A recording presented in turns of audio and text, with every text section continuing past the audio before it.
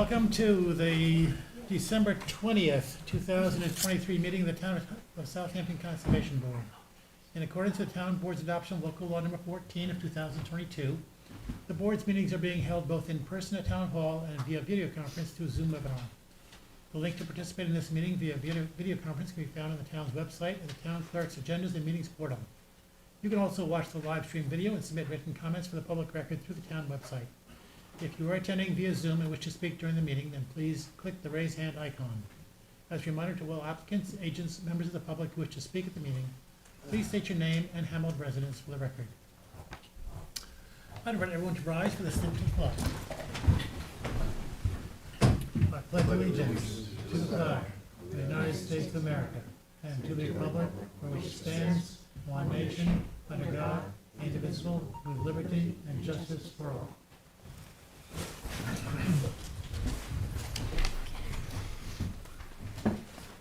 Public hearings, A019125, Jeffrey W. Howell. The applicant requests an adjournment to March 13th, 2024. Is there anyone in the public who would like to speak on this application? Motion to adjourn until March 13th. Second. All in favor? Aye. Opposed? A022093. Andrea Lusso and Maria Stoyanova. And the applicant requests adjournment to March 13th, 2024. Is there anyone in the public who would like to speak on this application? Motion to adjourn until March 13th. Second. All in favor? Aye. Opposed? A022059, St. George Camp LLC. This is a new hearing you have happening with posting and mailing in compliance with the town code. The board does have jurisdiction to open the hearing. Thank you.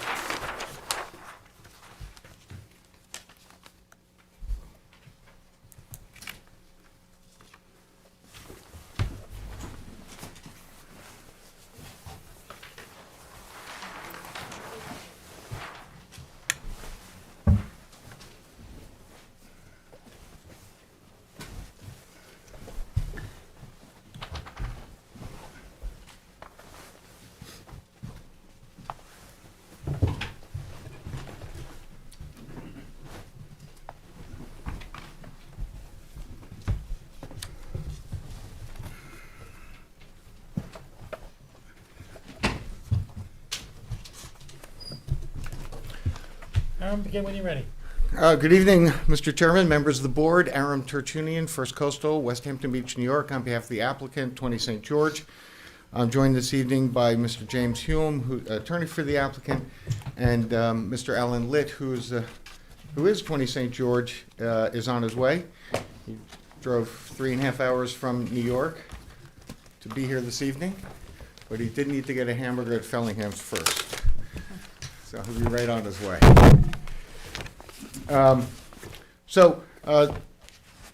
What I wanted to do was just basically to walk everybody through what we're doing on this, what we propose to do on this site. And in the packages that I handed up, if you go to the last 2 pages, you'll find this project elements sheet and the project jurisdiction sheet, and you can follow along from there. And on the left side of that sheet, although it'll probably be very hard to see, we've identified all the individual activities that we want to do. So the first thing is in this brown colored area right here. Well, let me describe the site. This site has approximately 169 feet of bulkheading on the Aspetuck River, and there are fringing wetlands to the north and to the south of that bulkhead. It's an L-shaped site, and the elevation rises from around 5 feet at the water up to as high as 14 feet, and when you get up to St. George Place, kind of gradually rising. It's a nice and even slope, and the area is currently developed with a single-family home, with a garage, a swimming pool, and other accessory sheds and a few other things. So what does the applicant want to do here? The applicant wants to, number one, preserve the existing home, but and in order to do so, he's confronted with some practical difficulties.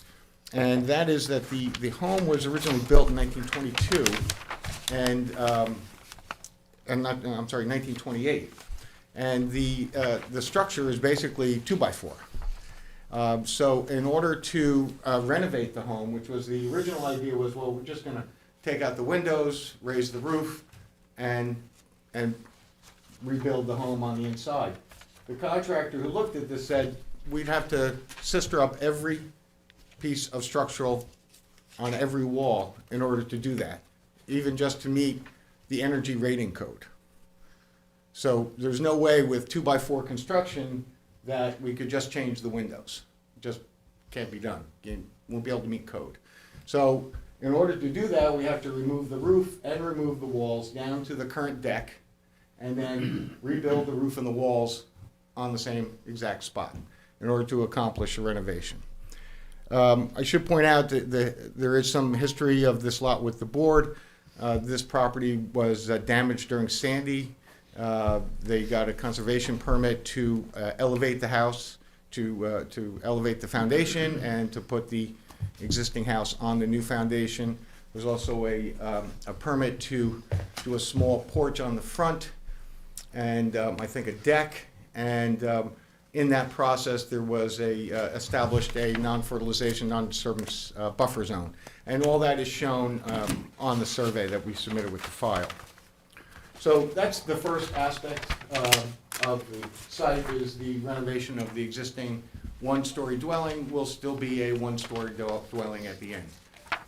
The other aspects are the addition of a two-story addition, which would be significantly landward of the existing dwelling, and also a two-story addition, which would be immediately landward of the dwelling on the southern part. So a two-story addition connected by a corridor on the north, and an addition directly onto the building on the south.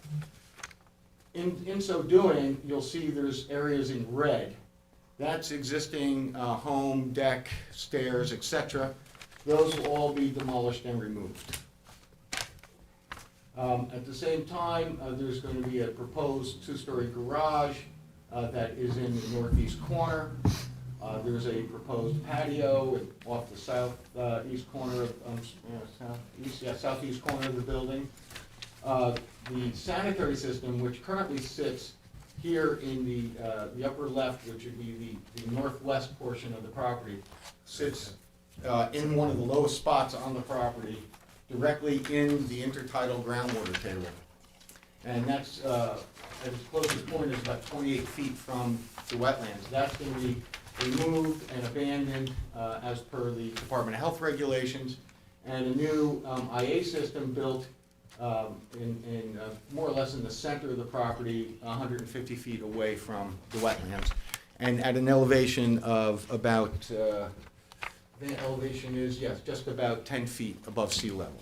So there's actually going to be, instead of being sitting in the groundwater, there's actually going to be 6.5 feet of percolation through sandy soil.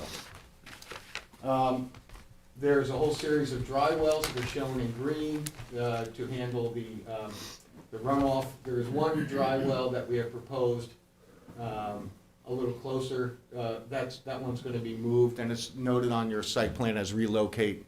It was proposed in that spot. We're going to move it back to be clustered with the other two. There's a existing pervious driveway. That pervious driveway is going to be maintained, and a new pervious driveway brought in from St. George Place to provide circulation. And then there's a proposed pool, a pool patio, covered patio, pool house, and a sport court.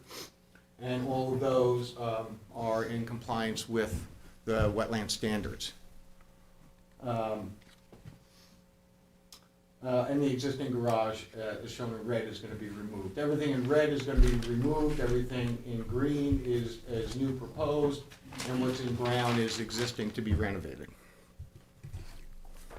So I think just sets the table for what we'd like to do on this site.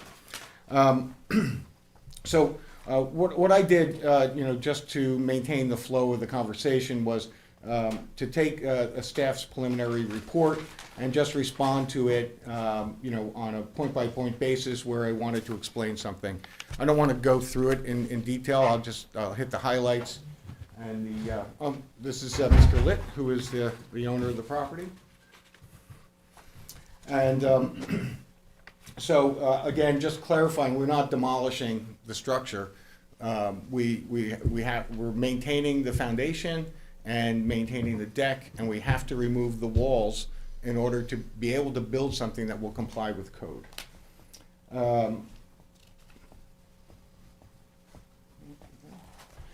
There was a comment about some wooden wire fence and other things that were within the non-disturbance, non-fertilization zone. Those were done by a previous owner. We proposed to have all that removed and that buffer zone restored. The location on the addition on the landward side of the house, which is this one in the southeast corner, that's about 91 feet from the wetland, and on the landward side. The two-story addition in the northern part is actually about 75 feet from the wetland there. There are also some proposed air conditioning units, both here for the new addition and also up by the pool house. All of those will be elevated to meet FEMA.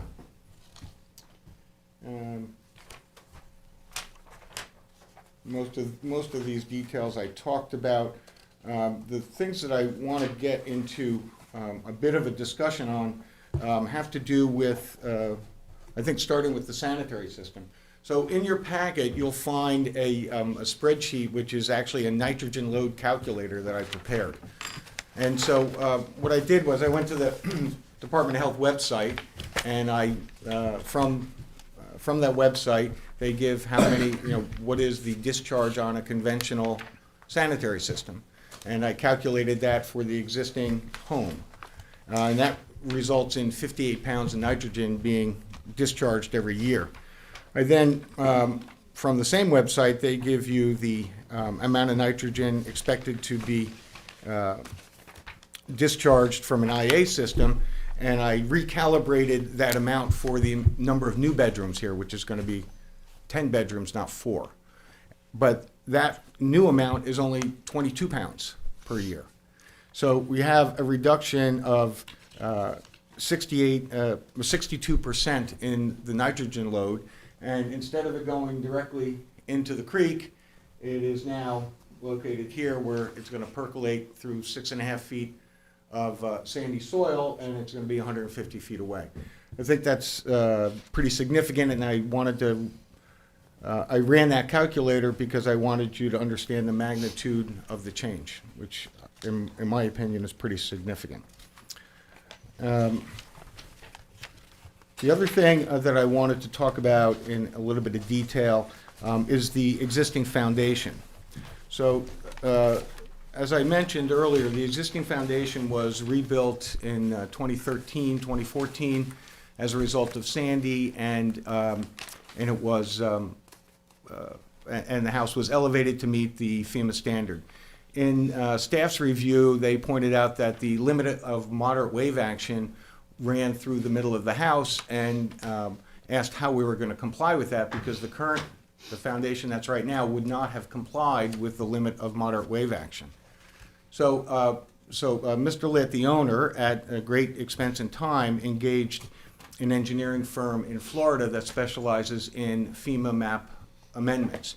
So over the course of a year, that firm prepared the digital models that FEMA requires in order to demonstrate that this area actually was not in a limited wave impact area. In fact, they demapped the entire area north of Turkey Bridge.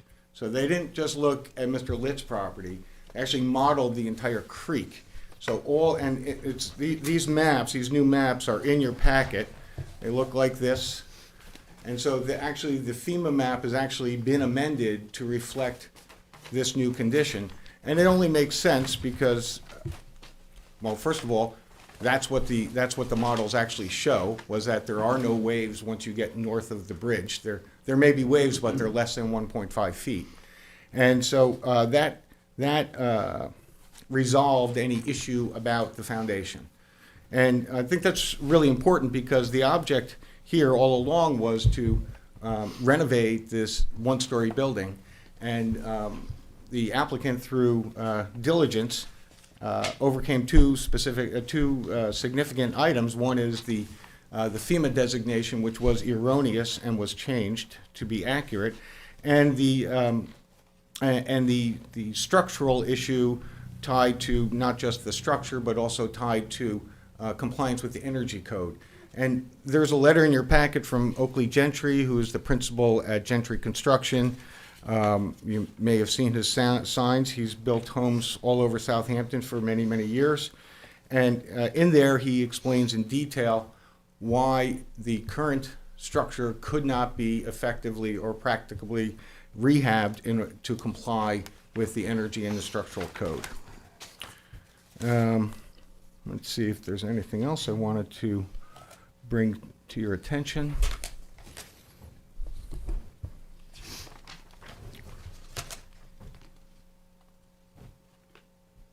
Okay. I'd like to speak briefly about staff's recommendation. And in our package that we've given you, we evaluate that recommendation against what we have proposed. And it's our opinion, based upon that analysis, that that staff's recommendation is not practicable, and really what we've proposed is the most practicable. And what we've done here, in addition to, excuse me, I don't want to keep stepping on that. In addition to all of these items we've talked about, we've greatly expanded this buffer zone. So the buffer zone prior to, the current buffer zone is about 6,500 square feet. And it's about 20 feet off of both the bulkhead and the wetland along the shoreline of the property. We've expanded that buffer zone, so in the southern part, it is a full 75 feet. And it stretches in front of the house, similar, in a similar width as to what exists. And in the northern part, it's got it's approximately 68 feet wide for a net buffer zone of about 19,000 square feet. So we've more than tripled the buffer zone as part of the mitigation plan. And we think that that's pretty significant. And the greatest buffer zones are located in areas where there is no bulkheading, because those are the areas where the land is sloping down to the water, where you're getting the runoff that comes from the upland, and the area that needs the greatest amount of filtration, while the area in front of the house and behind the bulkhead is all level, and there really is no runoff towards the water. Plus, the bulkhead itself is vinyl interlock sheeting, so you don't have groundwater flow through it. So we're providing large buffer zones in the most vulnerable areas.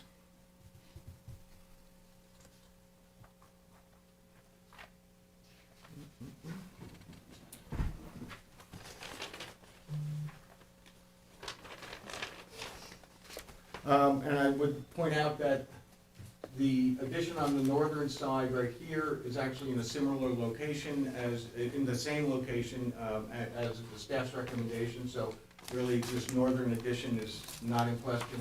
Staff recommended a 60-foot buffer, and we've applied a 68-foot buffer. And I think that concludes my introductory comments. Mr. Hulme will give you his evaluation of the jurisdictional issues. Unless you have a question you'd like to ask me before that. Yes. I'm looking at your color-coded survey rendition here, and is it correct that the green is are new structures, That's correct. and the brown is the existing structure? That's correct. And the red is also existing to be removed. Okay, it's very seasonal colors here. Thank you. All right, thank you.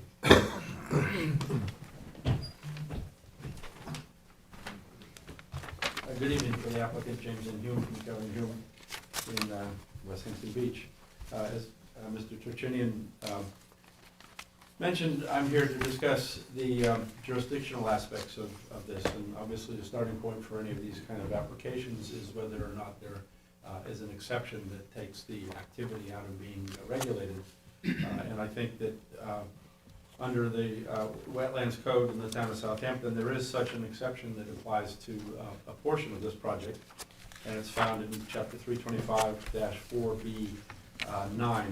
And in the written submission that I made, what I did was I basically subdivided that ordinance, that section of the code, into its various elements to demonstrate how this project, to the extent that it does, comply with those elements, is an exception to the jurisdiction, and therefore would not require a wetlands permit.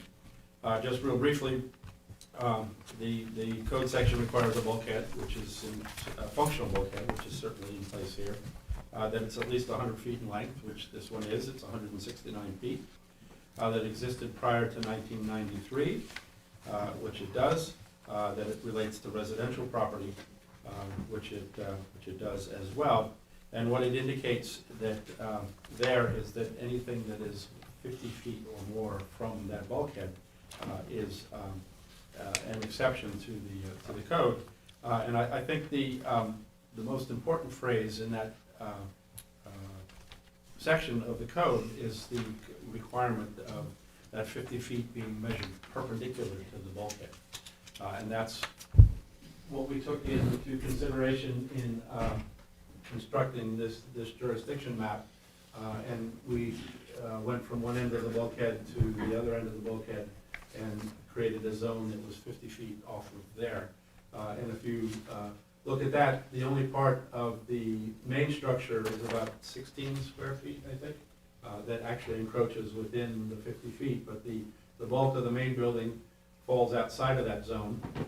Clearly, some of the other structures fall within that zone, but I think are eligible for a permit for other reasons. But the central portion of this project appears under this analysis to be out of the jurisdiction based on the exception that's provided in the code. So it's Do pretty you simple. want comments on that? Pardon me? Do you want comments on that? Sure. Okay. You started very well by quoting the code, but you left out the stuff that's important to show why it is regulated. Okay. So if you read the entire Which I did, paragraph, yes. you'll understand why it is regulated. Well, I think I've come to a different conclusion based on my full reading of the same code section. Well, let me make it easy for you. Any regulated activity which is no closer than 50 feet to surface waters on a residential parcel improved with a functional bulkhead or rock revetment where the activity is generally perpendicular to a bulkhead or revetment 100 feet or more in length, and provided further, okay, so we're not done yet. Right. You stop there. Okay, well, please continue. And I'll- And provided further that no other unbulkheaded and or unrevetted wetlands exist landward of such bulkhead or revetment. And they do. Okay, and we eliminated that from our zone of no jurisdiction. If you look carefully at the map that No, we've no, no, drawn, no, no, we no, started no, the no, line we're not- from the edge no, of the no. bulkhead. No, that's not what the code says. Well, I disagree, but Okay. please. Well, do you want to challenge a wetland line then? Do I want to You challenge? want the to challenge, you want to challenge it? No, I believe that we have a bulkhead that even with eliminating the portion that is, has adjacent wetlands, we're still well beyond the 100 feet that's required to eliminate the jurisdiction. Okay, I'm pretty sure this board is going to decide we have jurisdiction. What do you want to do about that? Well, I will take an exception to that, but we will still okay, so- continue to make the case that we're entitled to a permit regardless of that conclusion. Do we continue or do we resolve this first? We can resolve it right now. I would say, well, if the board is so inclined, that the board has never interpreted the section that way. But if you'd like to make a formal appeal of the jurisdictional issue, then you could do so, but that would have to be made first before you continue Well, everything else. the board has made a determination similar to this in the three cases that I cited in my letter, where there were certainly wetlands on adjacent properties. But you pointed out in that letter that all of those properties had a bulkhead from one side of the property to the other side of the Right, but property. that- It wasn't just a portion of the property, True, all but those. that's, And they didn't have any wetlands landward of the bulkhead. but there's nothing in that code section that requires the bulkhead to extend from one end to the other to be entitled to the jurisdiction exception. It says a bulkhead on the property, and then it says no wetlands landward of that Right. bulkhead. Correct, and we have eliminated that from the non-jurisdiction that we're claiming exists. You can't just take the section of it though and say, There is We're nothing in taking the this code that says that we portion. can't. The code just requires it to be at least 100 feet. We've And always that either, perpendicular. we have not compartmentalized applications such as this. So if Okay. you want to go down that route, let's adjourn this, file your appeal, and we'll go through that process, and then we can pick this up later. All right, well, can we conference for a moment before we make that decision? Sure. Okay.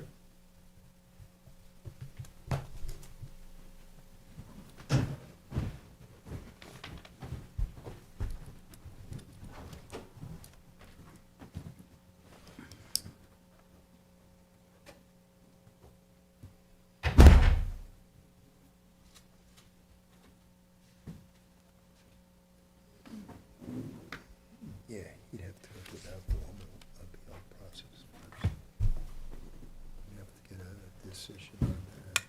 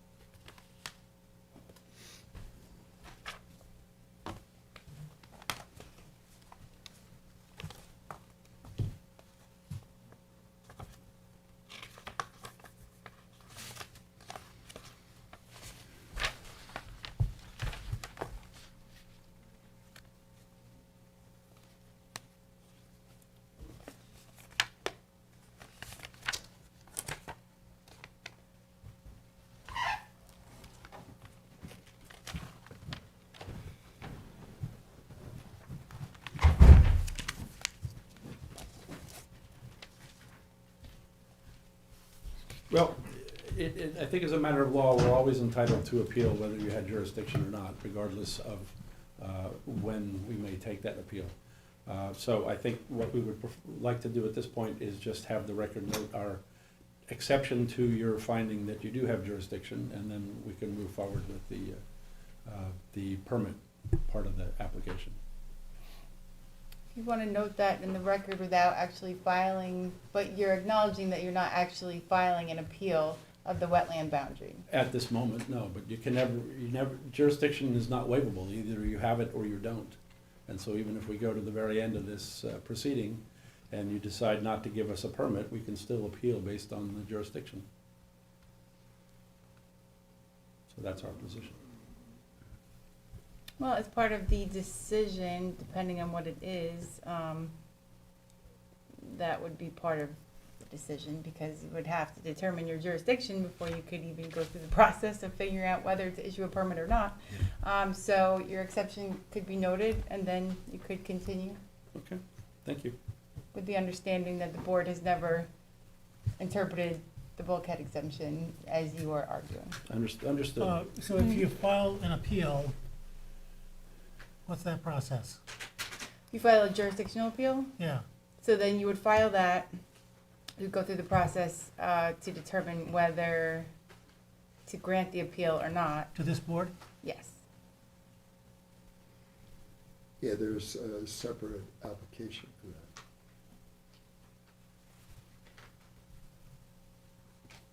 Okay. I think it's just cleaner if they just appeal it right now. If they It's a don't lot agree. cheaper to just, Yeah. Yeah, I understood, but. to not appeal it and just understand what the result's gonna be. I think I understand what the result's gonna be. So, I think Yeah. we're looking here to now proceed with the permit part of the Yeah. application. So we're not looking for an adjournment for any Okay. purpose. I mean, if you did appeal it and win, you could be the first one to be famous. Well, that's true. You could raise your price. Wow, okay, well, I'm changing my mind, no. So that's the way we would like to proceed, Okay. Mr. Chairman. Okay. Thank you.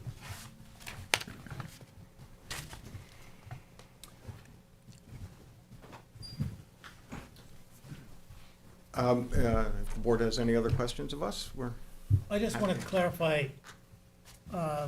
just some numbers. sure. And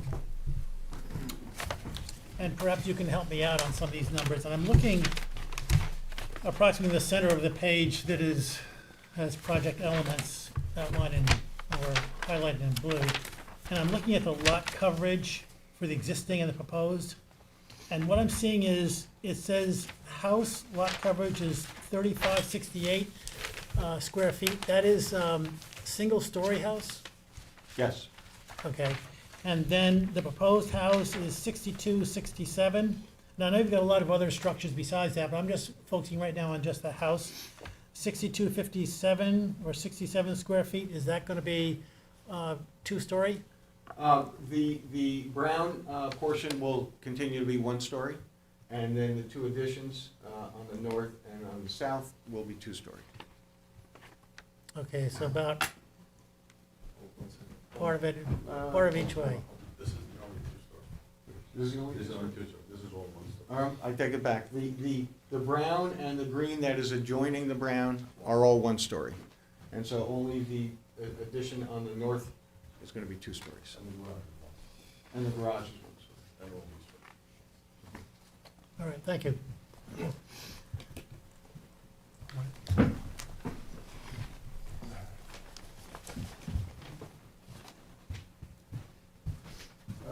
Good evening, Marty Shea, Chief Environmental Analyst for the town. I'd like to first bring to your attention a letter that was received today from Tiffany Scarlato, who is representing the neighbors, wherein she asked for additional time to review this project in order to provide comments due to the scope of the project and the extent of setback relief that is being requested. She expresses her regrets for not being able to appear tonight. A copy of that letter is in your packets. There is a preliminary advisory report on file that the applicant spoke about. That's dated October 24, 2023. That is also part of your packet. And before I get into the parameters of the project, I would also agree that there is no provision in Chapter 325 for a bifurcated wetland permitting jurisdiction. But to go beyond that, the applicant had first expressed concern about my description of the project, in that the report had indicated that substantial demolition and reconstruction was being planned with respect to the existing one-story dwelling. And that description was supported by the applicant's survey that indicated that the home was going to be reconstructed. And perhaps more importantly, it's supported by the applicant's testimony tonight, which indicates that the large majority of this residence would have to be taken down and rebuilt, with the primary exception of the existing foundation. There are other portions of the residence which the applicant will agree will be entirely removed, inclusive of current foundations. And that shows on the applicant's survey as well. The applicant spoke about the sanitary upgrade to an IAOWTS. And all of us, of course, would agree that that's beneficial with regards to protection, restoration of wetlands and surface water quality. But it should be acknowledged that although that's environmentally beneficial, it's not being offered as can't really be offered as additional mitigation because both county and town law require that the upgrade to an IA because of the scope of construction. What I typically do when a project plan comes before me is I see whether or not there's a way to essentially try and work with the applicant as much as possible to recommend in favor of the extent and types of improvements that are planned, but see if some minor adjustments can be made in the interest of coming forward with a much better project environmentally. And that is especially done when an applicant is seeking relief from the required wetland construction and buffer setbacks. As alluded to by the applicant, while the required construction and buffer setbacks for existing residentially developed property are 100 feet and 75 feet respectively, the applicant is seeking a construction setback of 75 feet landward of the northerly unbulkheaded wetlands. And it's somewhat unclear as to the extent of buffer that is being proposed there.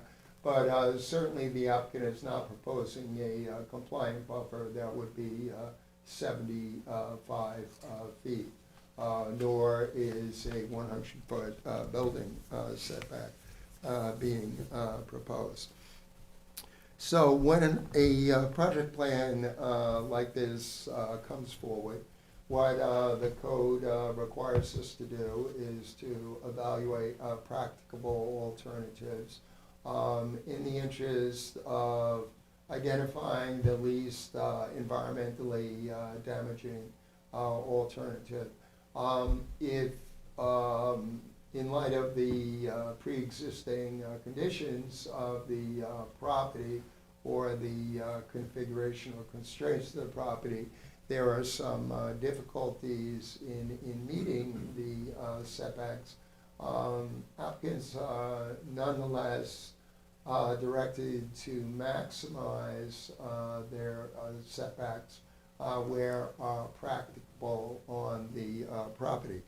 So one of the things that jumped forward that was immediately clear with this application is notwithstanding that the applicant is seeking to retain the existing foundation for the for much of the existing one-story residence, a considerable amount of construction is being planned at entirely new construction and new foundation work is being proposed at setbacks that are significantly less than required. Again, the extension, two-story addition to the home to the north would be set at its closest point, 75 feet from wetlands rather than 100 feet. And the buffer would be less than 75 feet. So, consistent with my interest in working with landowners to try and provide the scope of improvements and square footage that they're looking for, what I looked at is a number of options. And one of the options was to look at whether or not the existing residence could be set, whether or not the proposed residence could be set further back on the property in order to not only increase wetland construction and buffer setbacks, but also to offset the setback relief that the applicant is looking for. So I'm gonna hand up for the record, alternative sketch that I did. We have this one. Is this the same one or a different one? You have it? Okay. And the applicant has as well, which essentially takes the applicant's plan and just shifts it a little bit further landward. And I found that that could be done in a manner that complies with the dimensional setback requirements as per the building and zoning code, and also complies with the Suffolk County Health Department setback requirements, with only a minor change in the scope of the project. And the change, if you compare my sketch to the applicant's survey that was received on September 8, 2023. The major change is an elimination of the connecting breezeway between the expanded centrally located home and the proposed two-story addition to the north.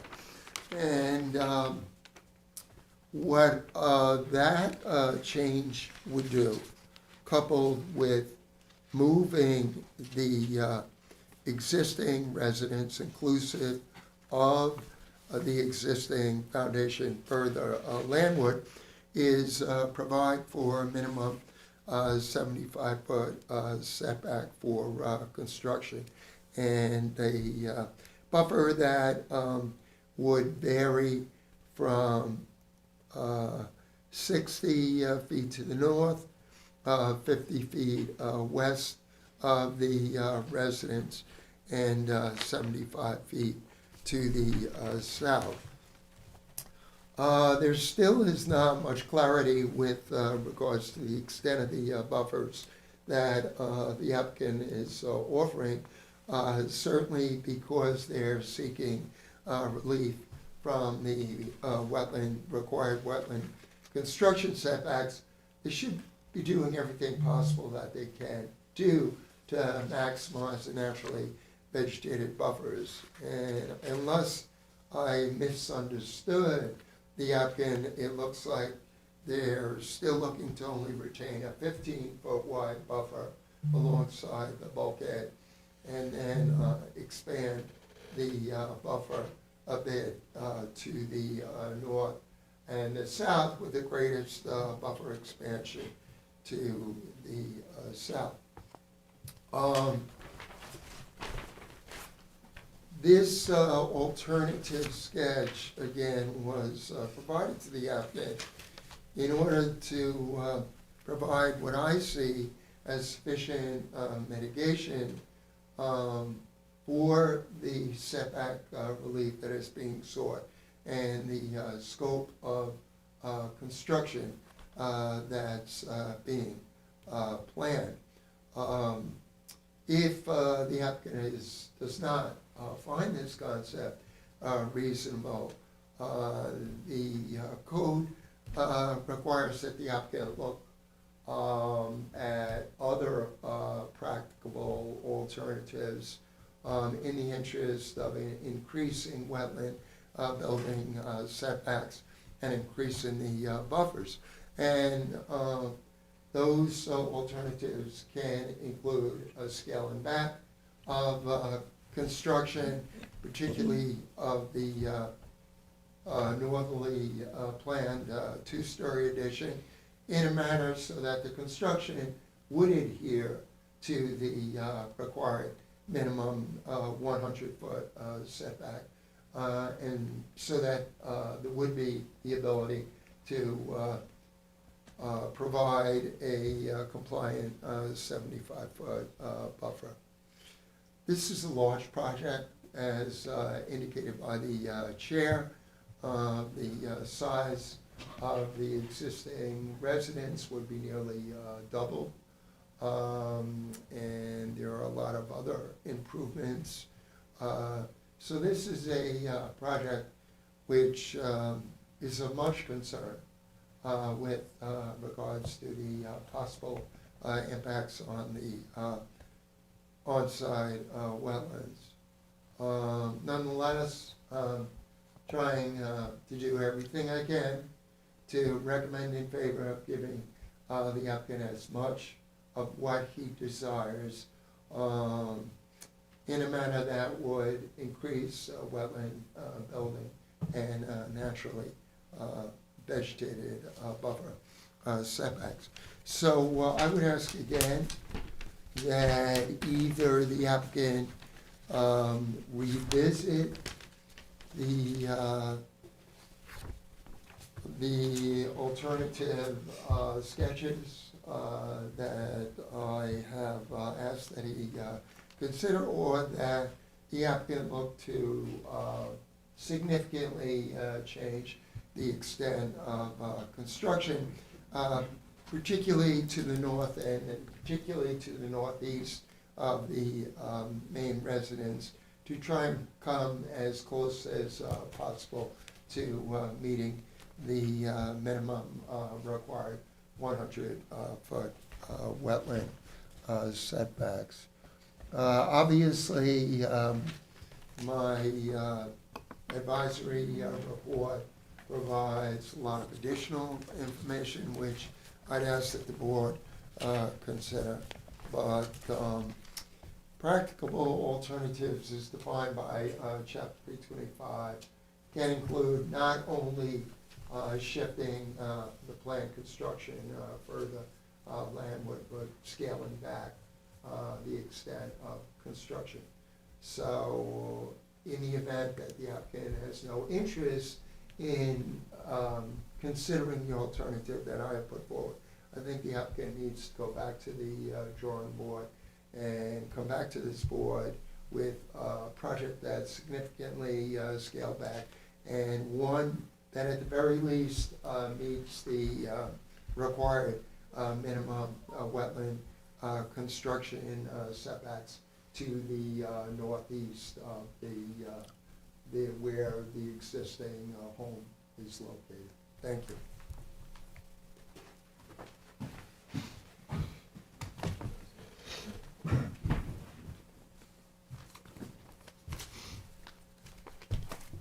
Mr. Chairman, members of the board, Marty, thank you for your testimony and for your report. And Marty and I always do try to work together. In this particular case, we're having a harder time than usual. That's why you're here to help us. There are a couple of comments I'd like to make. The first one is that, you know, our obligation under 325 is to evaluate practical alternatives. I think that we've done that. If the board wants us to expand that, I would need some direction. Our obligation is not to find the least environmentally damaging. Of course, we want to find the least environmentally damaging that is practicable, which is our obligation under the code. One thing Marty said kind of tweaked me a little bit, which was he said it was immediately clear that this building needed to be moved back, but it wasn't. So when we made the initial application, we were going to renovate the structure in place. Marty's giving me 2 notices of incomplete application. That was never mentioned in any of those. It didn't come until over a year later in the preliminary report. And that was after we spent a year getting the FEMA map changed from inaccurate to accurate, which is something I had advised staff of that we were doing. So I don't think it was immediately apparent. And quite frankly, I don't think it's beneficial. I think that we can find additional mitigation on the site, and we're going to work to do that. I would say that his recommendation is not, I wrote here, minor changes in the scope of the project. It's not. It's completely demolishing a foundation which was just built 10 years ago, and that we just spent a year defending. Nevertheless, we are here to work with staff and the board to find a solution. So, and I would say, the fact that we're required to remove and relocate the sanitary, the nitrogen doesn't know that. The nitrogen just knows it's less, and the creek says, thank you very much. So I think we get credit for that. But anyway, Are you suggesting that's mitigation? I think it's an environmental benefit, and I've quantified it for That you. was not my question. Do I think it's mitigation? I think technically, I don't think it can qualify since it's obligatory. Nevertheless, I think it's an important aspect of the project. This is severe. Agreed. This is Agreed. sitting in intertidal groundwater. You can watch the tide come up and down. Agreed, no question about that. So I think it's a benefit. It's a significant benefit. I've quantified it for you. I thought you'd be impressed with that Excel spreadsheet. I built it myself. But if the board has, I've listened to Marty's suggestions. It's not, please, Marty knows I don't dismiss him, and the board should know that as well. We will look at ways that we can increase the buffer. Absolutely, we'll look at ways we can enhance the buffer. We will look at ways that we could change some of the arrangement of the additions. We certainly will look at that. However, we're pretty firm on. If we came in and we said, okay, we're not going to take the walls down. Instead, we're going to gut the house and we're going to sister up every 2x4 in there and we'll get it to meet code. Because that's okay. That doesn't make any sense to me. To go through and in the evaluation of practicable alternatives, practicable means that can you do it in a reasonable, feasible fashion? I mean, that's what the definition says. Is it reasonable, is it reasonable, including costs, to do a renovation that will cost 3 times as much as building something new if the net result at the end is exactly the same? I don't think it is.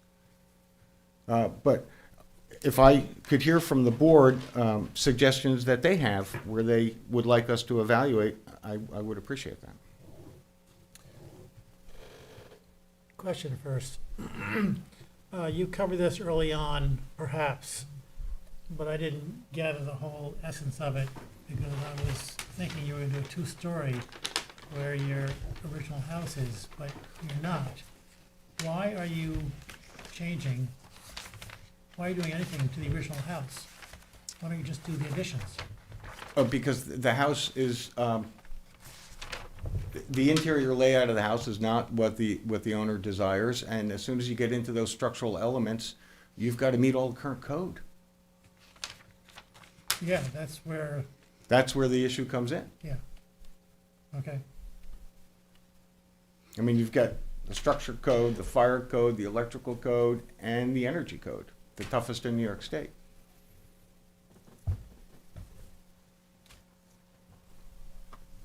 Here's what I see from what you said, with testimony tonight from you guys, from Marty, and from what I've seen here, is that my first reaction is that this is a very substantial increase in use of the property. Roughly eyeballing it, a threefold increase in usable, that's probably not the right term, in floor space. That includes first and second story. Increasing the bedrooms from, would you say, 3 to 10? I think it's 4 to 10, yeah. 4 to 10. But you know it's a big project. Don't need to go on about that. It's a very big project. We have to be careful that we do see mitigation. I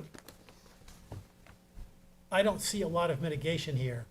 And one reason I don't see a lot of mitigation here is because you can't offer a whole lot more mitigation because the structures are so big and they're located in certain places. And that's where Marty's sketch has some validity, because it does allow for greater buffer zones. And just because you want to use all the property and build structures there, doesn't mean that's the vision it has to carry when it doesn't meet the recommended setbacks. So you have your ideas what you want to do in this property, but what you've done is you've encroached on the areas that 325 says is more sacred. That is, Marty outlined it, 100-foot setback for structures, 75-foot buffer zone. If you can achieve that, then have at it, build what you want, because that's mitigation for, according to the code, for these things. But you haven't reached that level of mitigation yet. And that's why if you can do some different things here, you may be able to reach that, or you may be able to come closer. One of the biggest areas is right in front of the house, where there has to be a much greater buffer zone. The fire code calls us to keep 10 feet off the house. I haven't heard any reason why that should not be the standard. Those are my thoughts, but I would invite the board to chime in and add to or suggest something. It is a very big project. Just thinking of 4 bedrooms to 10 bedrooms sums it up for me, not even just the square footage. And I think there has to be more mitigation. Whether you move some of the structures, I'm not sure how to achieve that, but I think there has to be more mitigation. It's just too big, you know.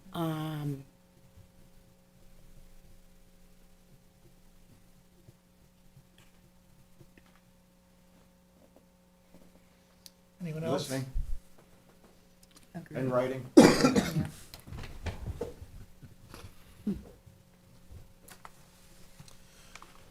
So when do you want to come back?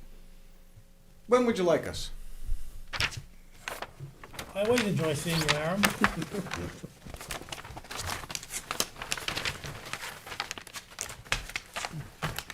You know, I miss Tom because he keeps the social calendar very close here. But I'm seeing, oh, this is December 20th, so we're going to be in the new year already. 23 is just about over.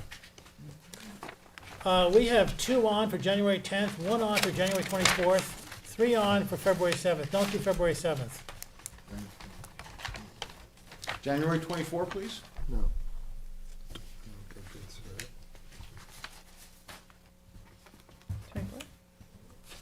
do we have- The 24th, we only have one for the Great. 24th. Great. Oh, is that all we have? That's all we have right now. It's all listed Yeah, here. it's not giving us a lot of time for him to come back with a plan and get some feedback.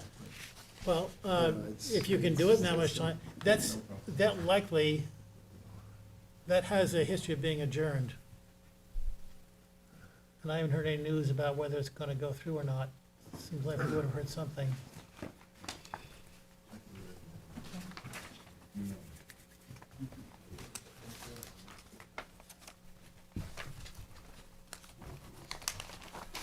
January 24th? Love to do it. January 24th. Yep. Motion to adjourn until January 24th. Second. All in favor? Aye. Opposed? Thank you all.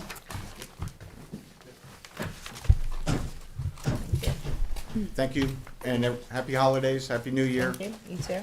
Be safe, but be sure to have fun too. Thank you. Good night, all. Good night. Nay.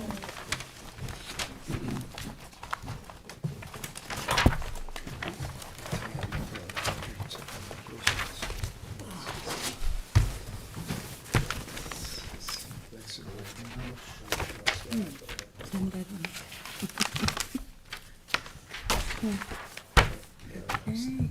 Want to keep those? Yeah, I'm gonna keep it. I'll look at it. So much for inspection.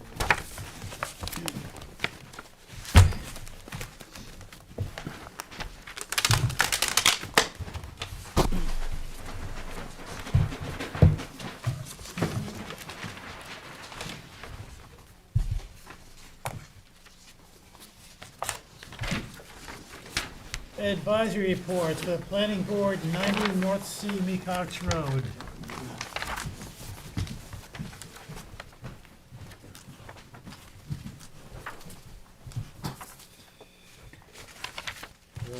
Marty Shea, Chief Environmental Analyst for the town. It's a Southampton community affordable housing project in North Sea. There are several comments in response to the pre-application. Based upon a December 12, 2023 field assessment, virtually the entirety of the 3.2 acres tract has been cleared and deforested with little attention given to the environmental benefits of the pre-existing mature woodlands, thereby greatly diminishing the quality of life for the surrounding neighborhood as well as for the future residents of the planned 6-lot subdivision. Second, adverse environmental impacts which have resulted from the apparent unauthorized clearing include loss of essential ecosystem services such as air and water purification, carbon sequestration, thermal cooling, and needed habitat for native flora, insects, songbirds, and other wildlife. And thirdly, the applicant should be required to put forward a plan for reclamation of green space as well as for reforestation of the health benefits of the pre-existing forest by preservation of the few remnant mature trees in the far southerly reaches of the tract, together with partial reforestation and supplemental planting of native trees. And just so the board knows, the building division did issue a stop work order after the property was deforested, as that occurred prior to any application being made before the planning board.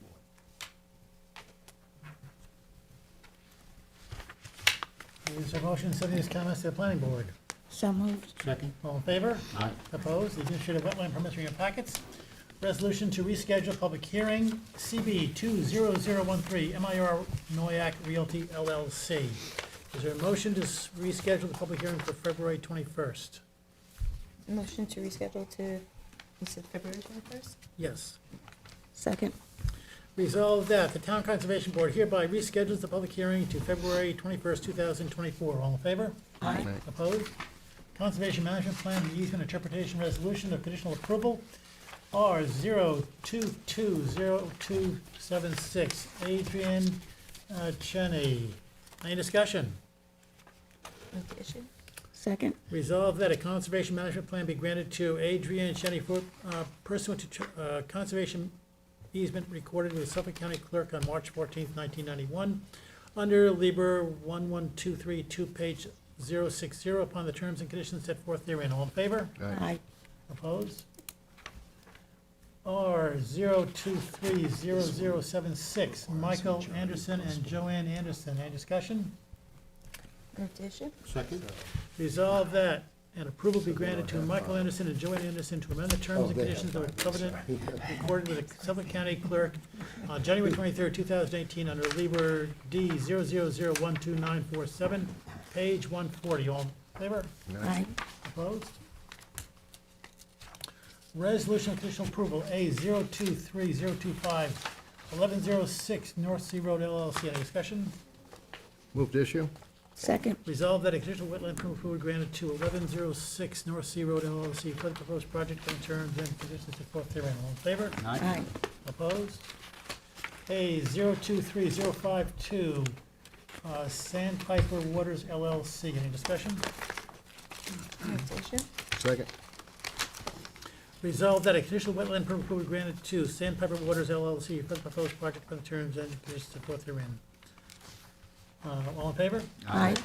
Opposed? A 023054, Lucy Jensen. Any discussion? Move to issue. Second. Resolved that a conditional wetland permit approval granted to Lucy Jensen for the proposed project on terms and conditions set forth herein. All in favor? Aye. Opposed? A 023062, Donovan Moore and Ann Moore. Any discussion? Move to issue. Second.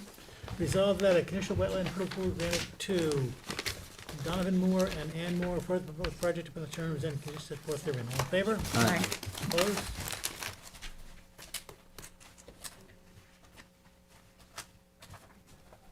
Preliminary review second determination, A 022038, Crumholtz 119 Sand Dune LLC. And this is in Village of Sagaponic. Marty Shea, Chief Environmental Analyst for the town. This application relates to an existing residentially developed property on Sand Dune Court in the village of Sagaponic. There is a preliminary advisory report on file dated December 14, 2023. This is a essentially redevelopment plan for a property that contains wetlands that are associated with the Sag Pond floodplain. This is one in which I've spent an extensive amount of time with the applicants to work towards a reasonable redevelopment scheme, as well as to put forward considerable mitigation in the form of covenanted wetland preservation areas, covenanted naturally vegetated buffers, as well as additional native landscaping at the project site. The applicant has submitted final plans, which have deemed to be consistent with all my recommendations. This is an application for which we have sufficient information to make a determination as such, recommending that the hearing requirement be waived. Motion to waive the public hearing? Second. Resolved that the Town Conservation Board hereby waives the public hearing requirement pursuant to Chapter 225 of the Code of the Village of Sagaponic. All in favor? Aye. Opposed? A 022082, Erlinda Bildner, postponed to January 10th. Is there a motion? Motion to postpone until January 10th? Second. All in favor? Aye. Opposed? A 022101, Eric Belfi and Tara Belfi, also postponed to January 10th. Motion postponed to January 10th. Second. All in favor? Aye. Aye. Opposed?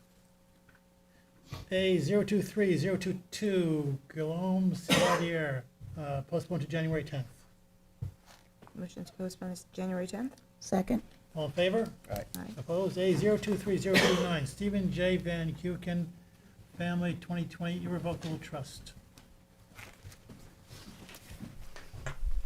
This application relates to an existing residentially developed property on Crescent Street in the hamlet of Noyak. There is a preliminary advisory report on file dated December 6, 2023.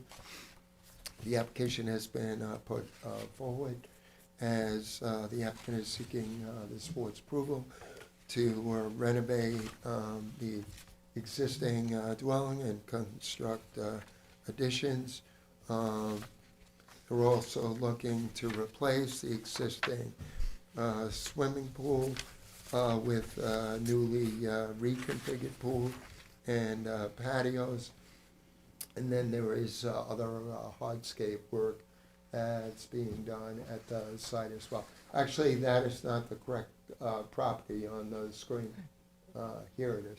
So the property is encumbered by a covenanted buffer. As you can see, the parcel is not compliant with that with that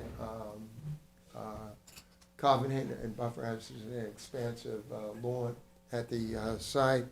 I did have a lengthy pre-application meeting with the property owners when I flagged the wetlands, which resulted in revised plans being put forward, which include not only reclamation of the existing buffer, but significant expansion of that buffer so that the buffer will be maximized.